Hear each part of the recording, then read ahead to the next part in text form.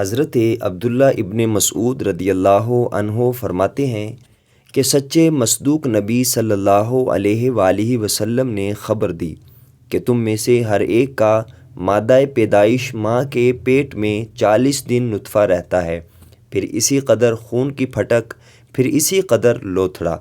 پھر اللہ تعالیٰ ایک فرشتے کو بھیجتا ہے اور 4 باتیں لکھنے کا حکم دیتا ہے، تو وہ فرشتہ اس کے کام، اس کی موت، اس کا رزق اور بدبخت ہے یا نیک بخت سب کچھ لکھ لیتا ہے۔